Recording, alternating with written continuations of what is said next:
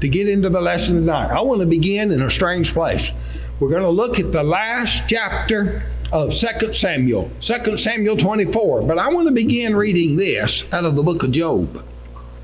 Try to imagine this. Job chapter 1, it says beginning in verse 6. Now there was a day when the sons of God came to present themselves before the Lord, and Satan came also among them. And the Lord said unto Satan, Whence comest thou? Then Satan answered the Lord and said, From going to and fro in the earth and walking it up and down. That sounds kind of like almost an ugly answer, didn't it? I'm around. You ever ask young people, where you been around? And don't want to tell you? That's kind of what the devil's doing to the Lord here. Just going to and fro in the earth, walking it up and down. And the Lord said to Satan, Hast thou considered my servant Job? There's none like him in all the earth, a perfect man, an upright man, one that feareth God and escheweth evil. And Satan answered the Lord and said, Doth Job fear God for naught? Hast thou not made a hedge about him, about his house, and about all that he has on every side? Hast thou not blessed the work of his hands, and his substance increased in the land? Put forth now thy hand and touch all that he hath. He'll curse thee to thy face. And the Lord said unto Satan, Behold, all that he hath is in thy power. Only upon himself put not forth thy hand. So Satan went forth from the presence of the Lord. A little window here, just a peek of the inside of what goes on between the Lord and Satan. Satan the accuser, telling Job, and people turn to Job, I know, because of suffering, because Job suffered. I think the key might be in that question that Satan asked, though. Does Job serve God for naught? That means, you think he's doing this for nothing? Look what you're doing for him. And the book of Job is really a story about cynicism. And Job did serve God when he lost all he had, and he didn't understand it, but he knew to serve God. And Satan lost this.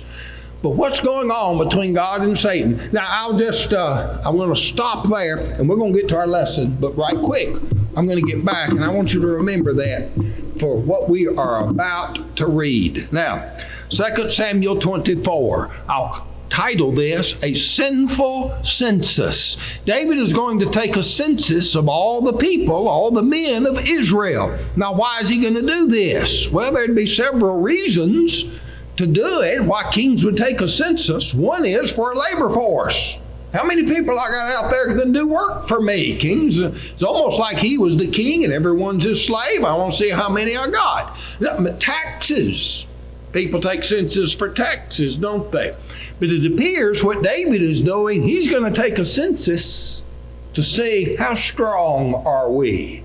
How many men can we arm and put in the field and fight? I want to know how big an army I've got.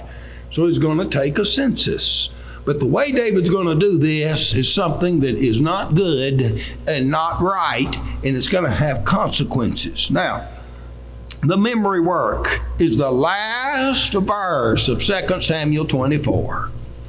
And David built there an altar unto the Lord and offered burnt offerings and peace offerings. So the Lord was entreated for the land, and the plague was stayed from Israel. That's your memory verse. Now, let's get into this. There's another account of the census.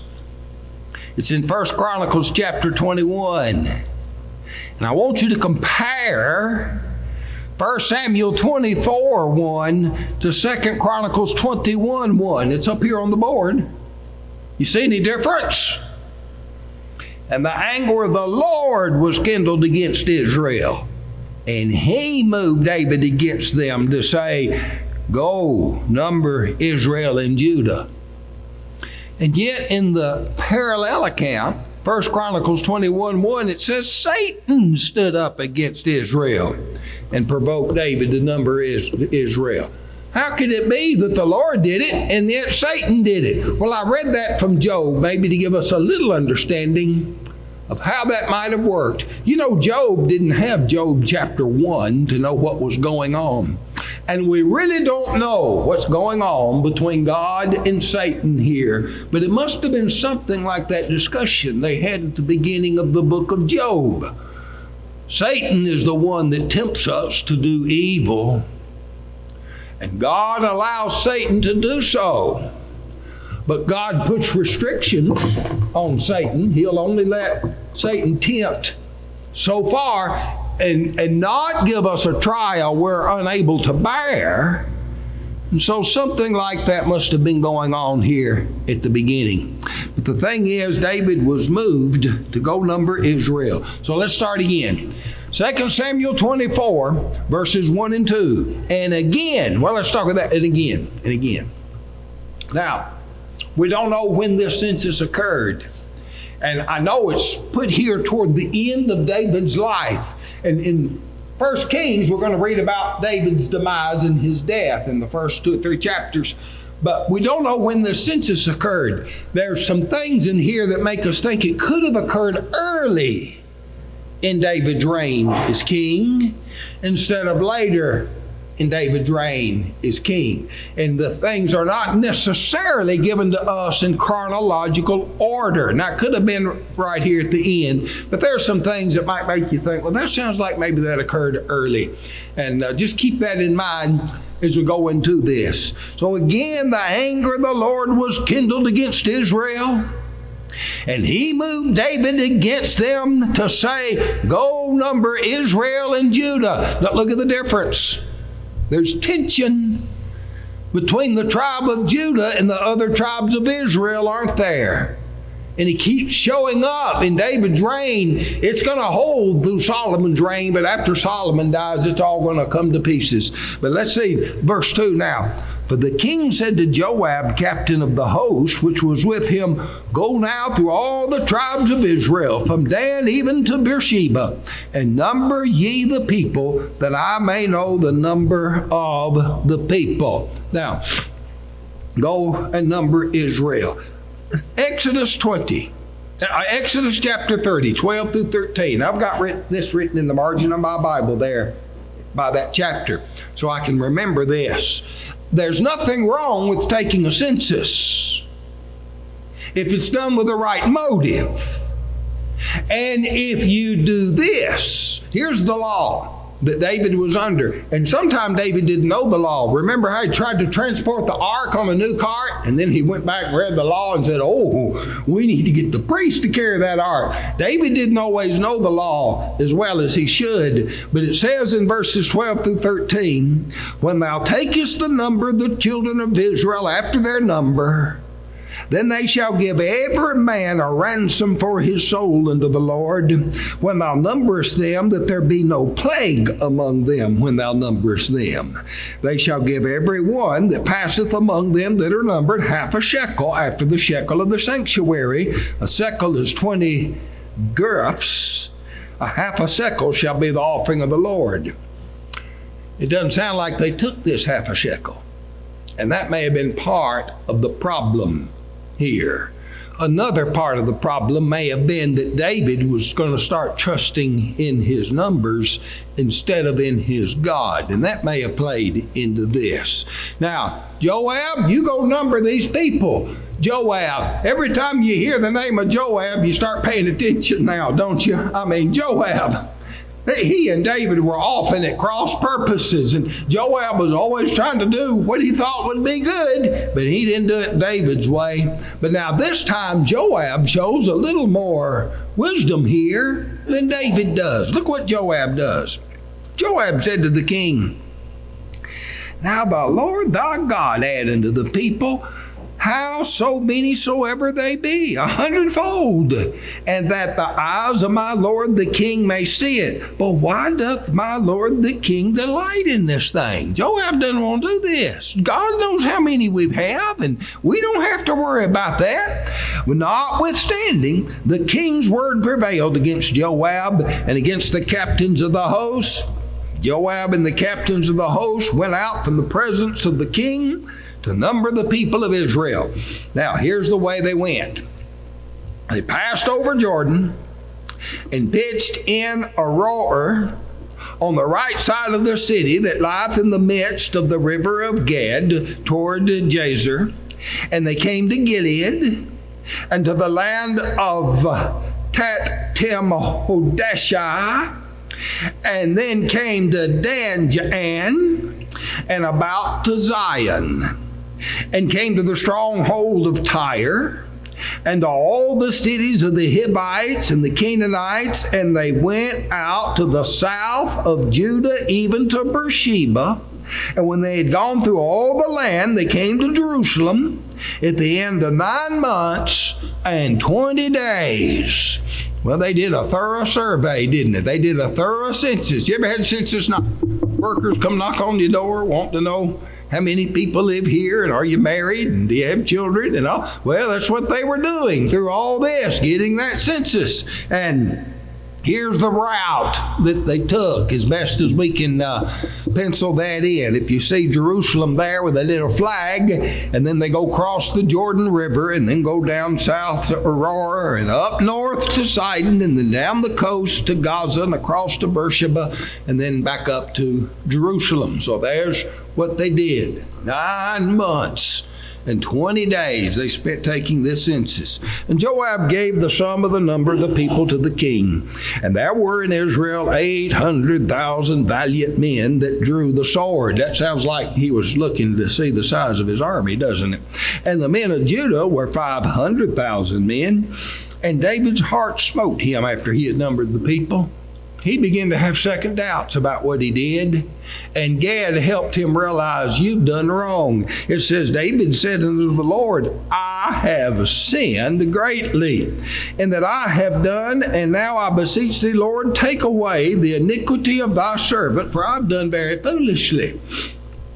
For when David was up in the morning, the word of the Lord came unto the prophet Gad, David's seer, saying, Go and say to David, Thus saith the Lord, I offer thee 3 things. Choose thee one of them, that I may do it unto thee. David's going to get to choose the punishment. And here's the 3 selections. Gad came to David and told him and said, Shall 7 years of famine come unto thee in this land? Or wilt thou flee 3 months before thine enemies, while they pursue thee? Or that there shall be 3 days pestilence in the land? Now advise and see what answer, and I shall return to him that sent me. And note David's answer. David said to Gad, I'm in a great strait. Let us fall now into the hand of the Lord, for his mercies are great, and let me not fall into the hand of man. I'm not sure what choice that was, but I know it wasn't choice 2, because he didn't want to fall into the hand of man. So it's between choice 1, the 7 years of famine, or 3 days pestilence. And it wound up, it's going to be the pestilence. Now, what is a pestilence? Well, COVID has been a pestilence for us. It's some kind of a plague that the Lord taught, some kind of disease that would spread rapidly among the people and take many of them out by this disease. And so the Lord sent a pestilence upon Israel from the morning even to the time appointed, and there died of the people from Dan even to Beersheba 70,000 men. And when the angel stretched out his hand upon Jerusalem to destroy it, the Lord repented him of the evil and said to the angel that destroyed the people, It's enough. Stay now thine hand. And the angel of the Lord was by the threshing place of Araunah the Jebusite.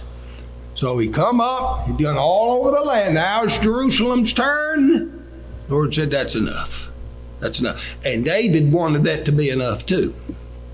David spake unto the Lord, verse 17, when he saw the angel that smote the people, and he said, Lo, I have sinned, and I have done wickedly. But these sheep, what have they done? Let thy hand, I pray thee, be against me and against my father's house. In other words, let the punishment fall on me and not the people.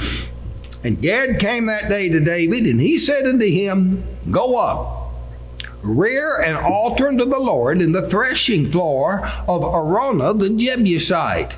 And David, according to the saying of Gad, went up as the Lord commanded. Now, Aurora looked and saw the king and the servants coming toward him. See, I want you to imagine, I got a little picture of this toward the last, but the city of David was kind of out here on the edge of a hill, and then you go on back up that, and then there's this Mount Moriah up here, and this threshing floor is up here on the mountain. Now, let me tell you about a threshing floor. See, that's where you would thresh the grain. When you would harvest it, you would cut the grain, and you'd have all the chaff with it. You'd have the seed and the grain, but all the little sheath and all around every little bit of wheat would be there with it. So you'd spread it out on this threshing floor, and you'd have an oxen go around and hit this Aurora. You see, he had it all fixed up, and he made this out of wood. So it would crush that grain, and the chaff would separate from the wheat. And then up on the hill there, you could throw it up in the air, and the wind would blow, and the chaff would blow away, and the wheat would fall down. And so he had a processing plant up there, up on that hill. And now he looks, and here comes the king and his servants coming up the hill toward him from the city of David. And so he went out and bowed himself before the king on his face on the ground. And Araunah said, Wherefore is my lord the king come to his servant? And David said, To buy the threshing floor of thee, to build an altar unto the Lord, that the plague may be stayed from the people.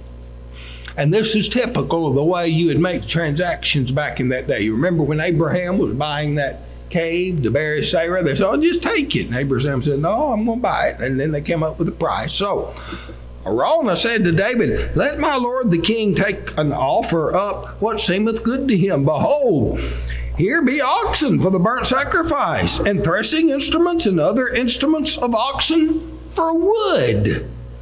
All these things did Araunah as king I give unto the king. And Araunah said unto the king, The Lord thy God accept thee. So David, just take it. Do it. Do what you want to with it. Use this oxen and use this stuff I've made out of wood for the wood for that sacrifice. Note David's answer here. So David, and the king said unto Araunah, Nay, that means no. But I surely will buy it of thee at a price. And notice David's attitude. Neither will I offer burnt offerings unto the Lord my God of that which doth cost me nothing. You know, I can't give for you. You can't look at somebody, well, they're a pretty good giver. I'll just let them do my giving for me. You can't do that. You can't offer a sacrifice unto the Lord if it doesn't cost you anything. And David realized that. And so David bought the threshing floor and the oxen for 50 shekels of silver. And David built there an altar unto the Lord and offered burnt offerings and peace offerings. So the Lord was entreated for the land, and the plague was stayed from Israel. That's the end of 2 Samuel. We've been talking about all the 2 Samuel's about David reigning as king, starting off in Hebron when he became king, and then all the way through, and then it ends here. And that's just not a good place, I think, for us to end these studies. In the next few chapters of 1 Kings, we're going to see what happens in David's very last years and the last words he gives to Solomon before he dies. And so we'll be going into that on the Sunday nights that are to come. But look at this. Look at this. I found this picture, and this kind of shows it pretty good. You see the city of David. That's right down there on the edge of that little hill jutting out. And Mount Moriah is a taller mountain back behind it, and it would be up from the city of David. And it was later that this is where Solomon is going to build the temple. Now, You might remember, go back to the Old Testament. You remember when God told Abraham to offer Isaac? He told him to go to Mount Moriah. There it was. And it shows back up now here. There's a threshing floor up there, but that's where the temple is going to be built. And while Mount Zion was associated with the city of David, later Mount Zion's going to include and sometime be specific to this Mount Moriah. And Jerusalem is going to grow along the other hillsides beyond that and be a much bigger city than it was when it was this fortress that's called the city of David that was on the side. But this is how that mountain then comes into the possession of the king, and he turns it over to the priest, and that's because be the place of the temple. You can still go there, but you can't stand on that threshing floor. That rock is there, and there are pictures of it, but you can't stand on that. The Muslims have built the Dome of the Rock right over that spot. And it is an impressive building there, but you have to be part of Islam to be able to go see there. And the reason they did that is they believe that Muhammad went to heaven and he left from Mount Moriah and came back, and they think they got his footprint right there in the rock. He hits our left footprint there, and they'll point out a little hole in their rock, so that was Muhammad's footprint. So they built this dome over it, and of course all of that is nothing that we can find anything in the Bible about anything like that. That's altogether different. But that's what's there in Jerusalem now. But in the ancient days, it was this threshing floor. Well, that ends 2 Samuel. I'm not giving to the Lord that which costs me nothing. I'm not going to give to the Lord that which costs me nothing. I'm reminded of Romans chapter 12, where Paul said to present your bodies a living sacrifice. Sacrifice. It's going to cost you something, isn't it? It's going to cost you something. Why would you give your life to the Lord that cost you nothing? It's worth the cost. Count the cost. Count the cost if you're lost. But it's going to cost you some things. You've got to make some decisions. And there's some of the pleasures of sin that are for a season that you'll walk away from. And that's what it's going to cost. But it's going to be worth the cost, isn't it? And if it costs dearly, it'll make that association we have with the Lord all that much more precious. You don't give unto the Lord that which costs you nothing. You want to be a Christian? We want to baptize you into Christ. Is there a cost? Oh, yes. And the devil will come at you like he did to Job and try to find ways to tempt you. But there's also a reward. And so we offer that invitation to those that want to respond as we stand and sing.